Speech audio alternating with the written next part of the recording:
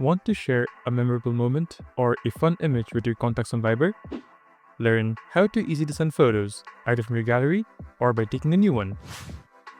Sending photos on Viber is a fundamental part of its messaging experience, allowing you to share visual content quickly and easily with individuals or groups. So, from the Viber app, tap on the contact or group chat where you want to send a photo. There, by the bottom, tap on the image icon. Once you do, you'll be able to scroll through your gallery and choose the photos you want. Or, you can take a photo by tapping on the top left corner. After selecting an image, or multiple images, tap on the send button by the bottom right. Before sending it though, you'll be able to make changes like cropping, filters, adding text, stickers, or scribbling on it.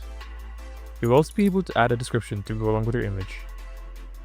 Once you're done, tap on the send button by the bottom right corner again. And there you go! If you found this video helpful, be sure to go on and hit the like and subscribe buttons. That's a small action from you that helps make a big difference for us. And as always, feel free to comment your experience down below. See you soon! Bye bye!